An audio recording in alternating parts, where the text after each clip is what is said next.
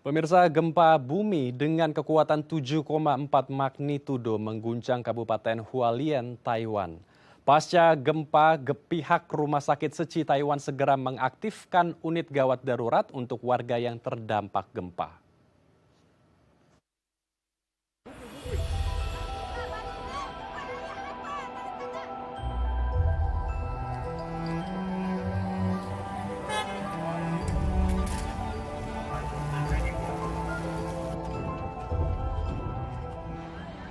Gempa berkekuatan 7,4 magnitudo mengguncang Kabupaten Hualien, Taiwan. Rumah Sakit Seci Hualien segera mengevakuasi para pasien ke tempat yang lebih aman dan segera mengaktifkan unit gawat darurat bagi warga yang terdampak gempa. Sebagian asrama Universitas Seci yang berdekatan dengan RS Seci Hualien juga mengalami kerusakan akibat gempa. Pihak Universitas Seci pun mendirikan posko medis di luar ruangan untuk membantu warga. 在当下，我们就发现有一些同学呢，就有一些受伤的状况，所以我们赶快把一些医疗设备拿到这个地方来做一个紧急的一个医护站。 Geria Cingse Hualien yang berada di pusat gempa juga segera mendirikan posko pusat tanggap darurat bencana di luar ruangan untuk memberikan berbagai kebutuhan pokok bagi warga yang terdampak bencana. 在上人指挥之下，我们在空地的地方来开始运作相关的物质以及需要的一些热食，金色在上人的指示之下都已经着手准备。 Hingga Rabu 3 April lalu, gempa susulan masih terus terjadi.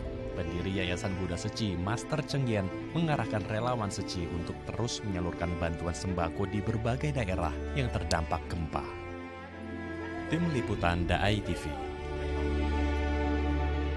Ya pemirsa, gempa bumi dengan kekuatan 7,4 magnitudo memang mengguncang Kabupaten Hualien, Taiwan. Akibat gempa ini ribuan orang luka-luka, 9 warga meninggal dunia dan 40 warga hilang.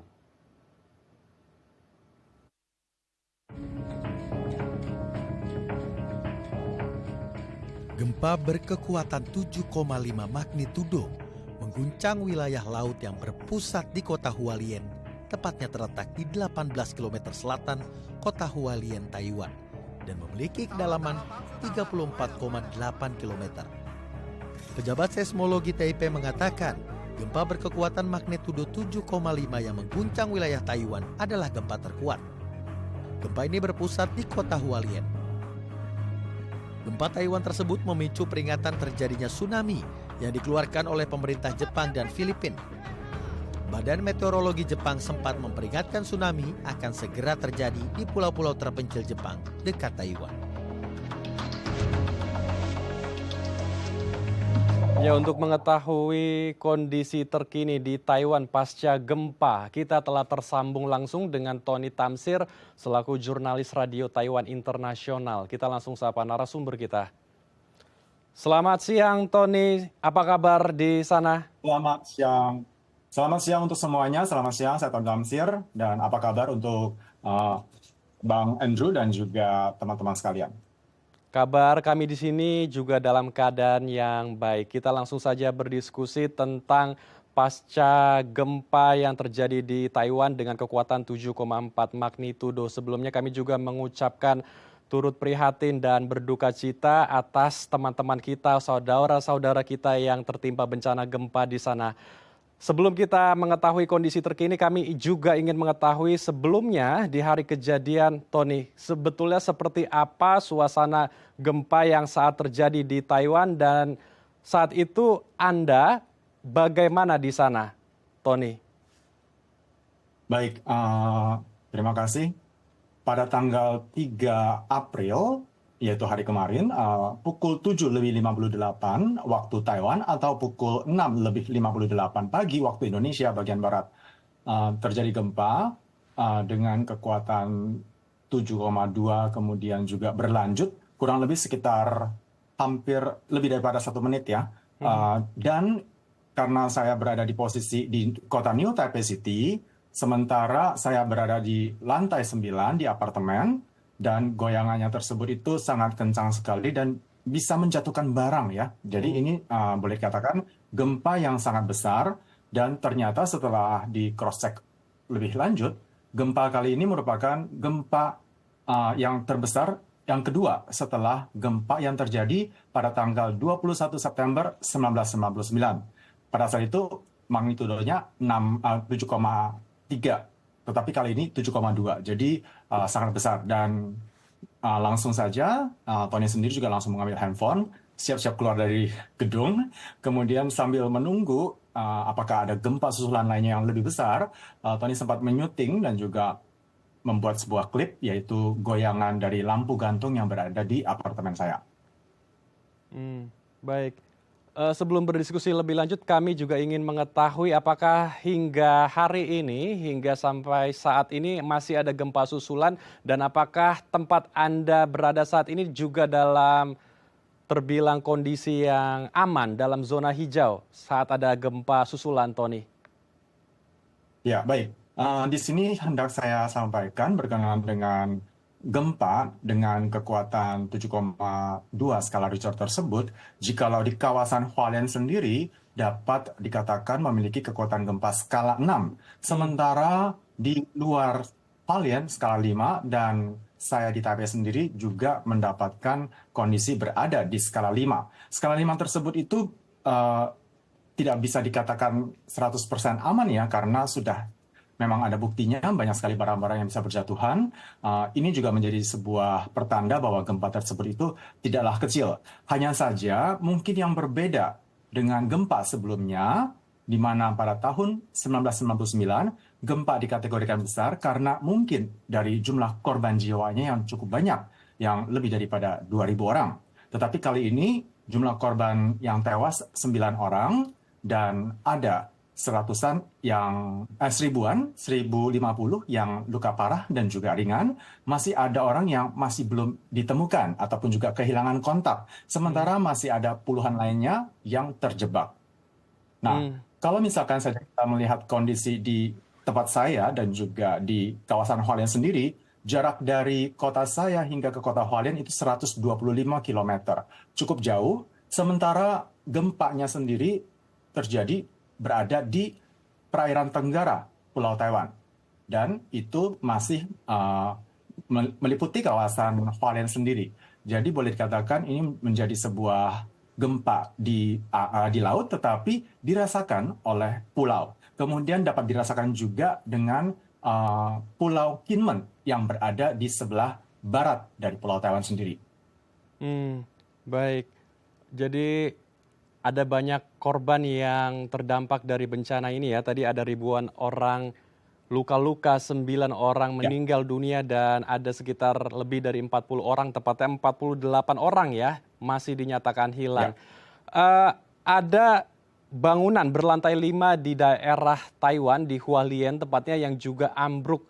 Bagaimana kondisi di sana? Apakah sampai saat ini diisolir, dan bagaimana juga dengan tim atau petugas dari Damkar mungkin yang masih melakukan penyisiran? Apakah proses investigasi masih dilakukan juga untuk mencari orang-orang yang masih dinyatakan hilang, Tony? Ya, di kawasan Hualien sendiri tercatat hingga saat ini ada 4 gedung bangunan, termasuk itu kategori lantai 5 ataupun juga kategori di atas 8 lantai. Total ada 4 bangunan yang dinyatakan ambruk. Dan petugas damkar sendiri memang hingga saat ini masih terus melakukan upaya untuk pertolongan, karena masih ada yang terjebak di dalamnya ataupun juga yang belum diketahui nasibnya ataupun juga kehilangan kontak. Jadi pihak damkar sendiri hingga saat ini masih terus berupaya melakukan penggalian. Itu yang merupakan bagian dari gedung bangunan yang runtuh ataupun juga ambruk. Tetapi jikalau teman-teman sekalian sempat ke Taiwan ataupun juga dari Dai TV sendiri yang memiliki salah satu istilahnya hubungan kerjasama juga ya, sama-sama satu saudara, yaitu Rumah Sakit Suci yang berada di Hualien. Hualien merupakan sebuah kawasan wisata, destinasi wisata yang sangat terkenal, sehingga di sana banyak sekali yang sedang melakukan acara ataupun juga kegiatan untuk bertamasya.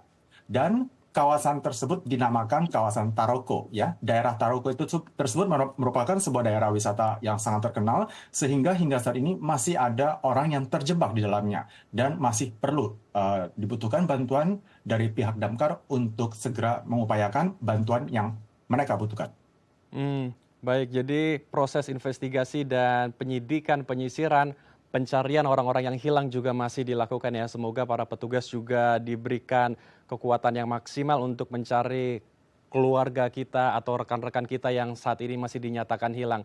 Di hari bencana gempa bumi di Rabu 3 April 2024 lalu juga ada peringatan tsunami yang bahkan tidak hanya di daerah Taiwan tetapi juga meluas ke pulau-pulau terpencil yang ada di Jepang seperti Pulau Miyakojima, Jepang. Apakah sampai saat ini peringatan tersebut juga masih berlangsung atau sudah dicabut, Tony? Untuk peringatan tsunami-nya sendiri sudah dicabut, Mas, karena memang pada saat terjadi gempa dengan kekuatan 7,2 kemudian berlanjut dengan ratusan gempa susulan, hingga saat ini sudah tercatat lebih daripada 322 gempa susulan yang disebarluaskan informasinya kepada masyarakat, dan hal tersebut juga tentu saja memiliki hubungannya dengan apakah akan terus melanjutkan peringatan tsunami. Untungnya peringatan tsunami tersebut dicabut setelah diketahui bahwa gempa susulan itu tidak lagi sebesar sebelumnya. Dan ada 2 gempa dengan skala Richter 6,5 ke atas, dan itu ada 2 kali terjadi pada hari kemarin, tanggal 3 April. Untuk tanggal 4 Aprilnya sendiri, sampai saat ini masih ada gempa susulan, tetapi skala Richternya sudah boleh kategorikan lebih aman. Baik, usai jeda kami juga ingin mengetahui bagaimana kondisi warga di sana di Taiwan pasca gempa. Apakah mereka masih berada di posko pengungsian atau tempat-tempat evakuasi yang dinyatakan aman atau ada yang sudah kembali ke rumah untuk memeriksa barang-barang di kediamannya. Tapi kita akan bahas nanti, Tony, usai jeda. Dan pemirsa jangan kemana-mana, tetap bersama kami di Halo Indonesia.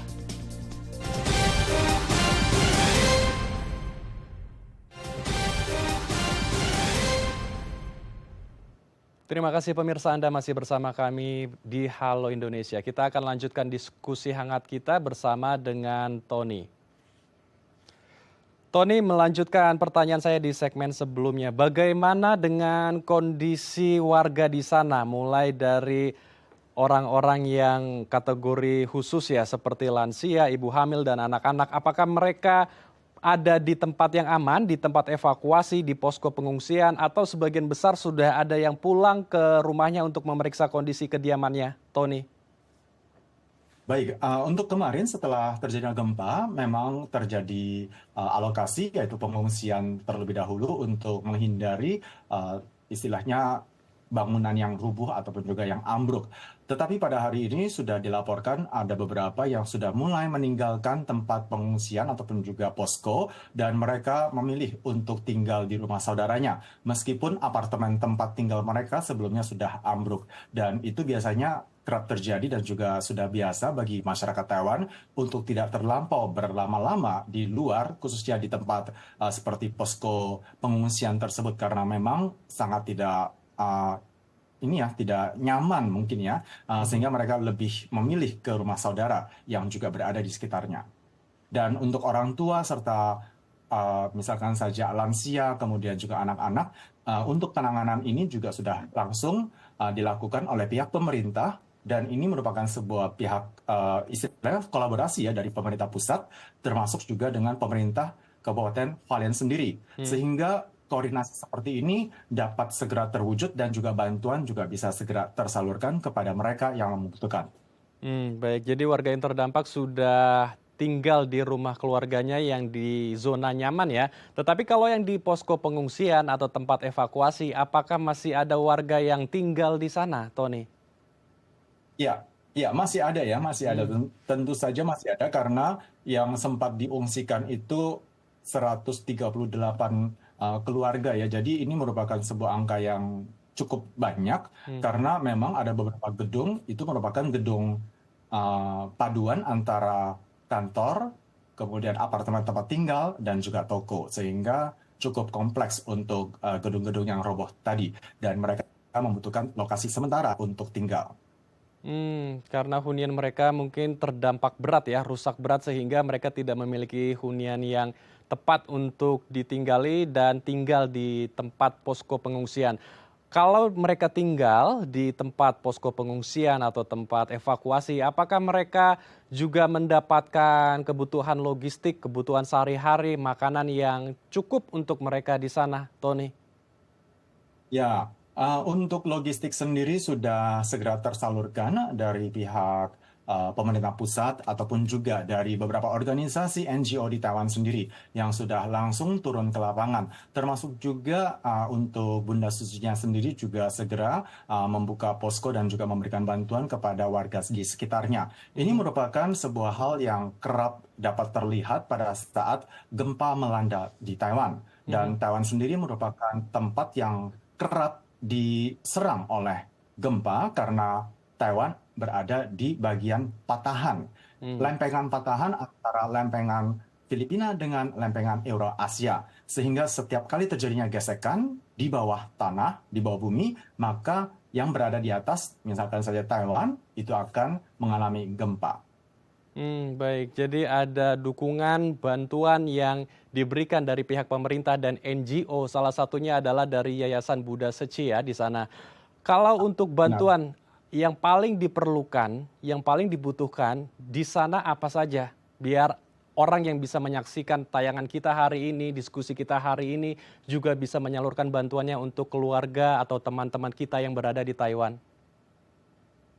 Baik, untuk bantuan logistik seperti halnya makanan ataupun juga pakaian, itu mungkin sudah dirasakan cukup, tetapi saat ini yang sedang diusung oleh pemerintah yaitu bagaimana caranya untuk segera membangun kembali perumahan ataupun juga bangunan di mana mereka sempat tinggal di sana. Dan kini mereka tidak ada tempat tinggal, tidak ada tempat usaha. Bagaimana caranya untuk segera mengembalikan hal tersebut ke semula? Nah, itu yang sedang dilakukan dan juga diperjuangkan oleh pihak pemerintah di Taiwan sendiri.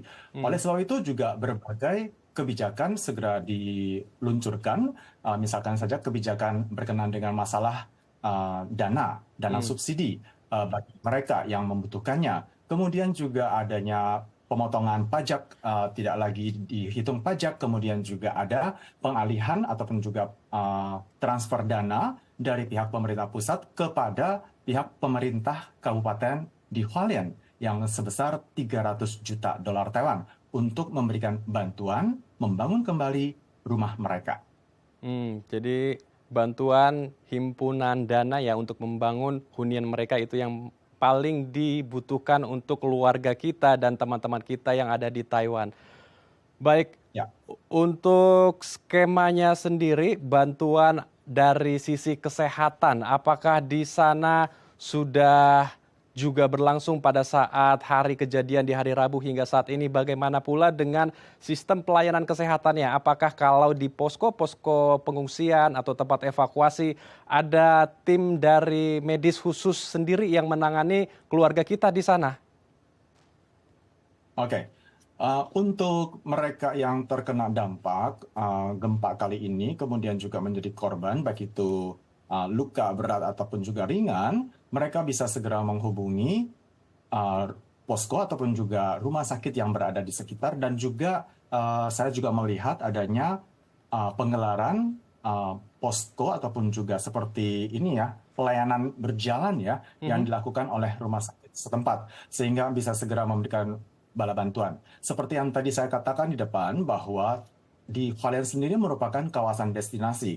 Jadi bisa kita bayangkan adanya orang-orang yang mungkin saja baru bisa keluar dari kawasan Ngarai, yaitu Taman Taroko tersebut, kemudian mereka hendak meminta bantuan. Sehingga tidaklah mungkin bagi mereka untuk berjalan lebih jauh lagi hingga mencapai ke rumah sakit ataupun juga posko, sehingga memang dibutuhkan tadi seperti yang saya katakan, yaitu posko berjalan. Jadi merupakan sebuah mobil dan dia akan melihat dan juga melihat kondisi dan juga akan berhenti. Dan itu sebenarnya juga bisa dilihat dari beberapa tayangan adanya ini ya, reruntuhan batu kemudian juga pasir dari atas bukit ke bawah. Jadi bagaikan disiram sehingga di situ menimbulkan banyak sekali korban. Ya, korban tersebut itu pada umumnya sih ya, belum sampai terjadinya korban jiwa, walaupun ada beberapa yang karena terbentur oleh batu yang jatuh dari atas, kemudian juga meninggal. Nah, itu beberapa hal yang hendak saya sampaikan di sini. Baik.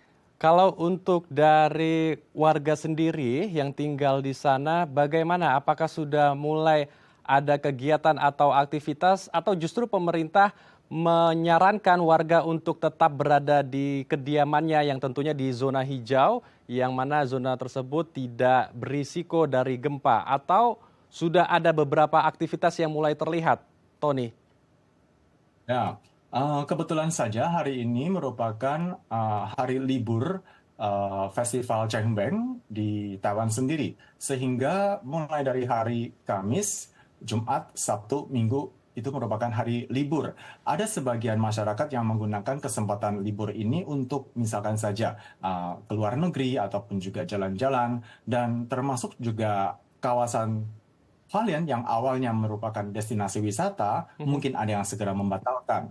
Dan pembatalan tersebut tentu saja akan berlanjut dengan yang namanya bagaimana caranya untuk mengembalikan uang tiket ataupun juga uang hotel dan lain sebagainya. Nah, ini akan terus terjadi, dan kemudian pemerintah sendiri juga saat ini sedang melakukan pemberian bantuan kepada mereka, para korban yang berada di kawasan setempat. Tetapi di sisi lain mungkin juga akan sedikit kesulitan mengingat liburan Festival Cengbeng merupakan liburan yang sangat penting bagi masyarakat Taiwan sendiri. Karena liburan Cengbeng tersebut adalah dipergunakan untuk membersihkan makam dari orang tua ataupun leluhur. Ini merupakan tradisi di Taiwan yang boleh dikatakan tidak bisa dipisahkan ya dari kehidupan sehari-hari masyarakat Taiwan. Baik, jadi memang sedang libur Cengbeng, jadi aktivitas tidak begitu terlihat di sana ya. Kalau untuk transportasi sendiri dan listrik, sumber daya, apakah juga masih padam? Karena kemarin listrik di beberapa titik lokasi mati atau padam, dan kereta bawah tanah di sana juga tidak bisa berlalu lalang, tidak bisa beroperasi, Tony. Ya, benar. Seperti halnya di tempat saya sendiri juga mati listrik ya kemarin, kurang lebih sekitar 3 jam ya, 3 jam mati listrik. Setelah itu listrik kembali lagi pulih seperti sedia kala. Hingga saat ini semua sarana untuk adanya listrik semuanya sudah dalam kondisi normal. Kemudian untuk masalah transportasi, memang ada sebagian transportasi yang masih tertunda, yaitu bagian kereta yang berada di kawasan Hualien sendiri ya, karena di situ adalah rel tersendiri dibandingkan dengan rel kereta lainnya. Sementara untuk kawasan lainnya tidak lagi mengalami pengunduran waktu untuk menjalankan kereta ataupun juga penghentian dadakan di tengah-tengah perjalanan dan sebagainya. Jadi semuanya sudah kembali lagi normal. Baik. Hanya untuk Hualien saja yang saat ini masih terkena dampak pengaruh. Baik, jadi transportasi sudah mulai kembali normal ya. Kita harapkan juga dengan berbagai bantuan yang sudah diberikan bisa menguatkan warga yang terdampak, dan warga yang terdampak juga bisa terus tabah, sabar dalam menghadapi musibah bencana ini, dan semoga semua bantuan, segala bantuan yang sudah diberikan bisa menjadi sumber kekuatan bagi warga di sana untuk bisa pulih seperti sedia kala. Terima kasih Tony, salam sehat. Terima kasih telah berbagi bersama kami di Halo Indonesia. Pemirsa, usai jeda kami akan mengajak Anda melihat kemeriahan Jakarta Lebaran Fair di Jakarta International Expo. Usai jeda tetap di Halo Indonesia.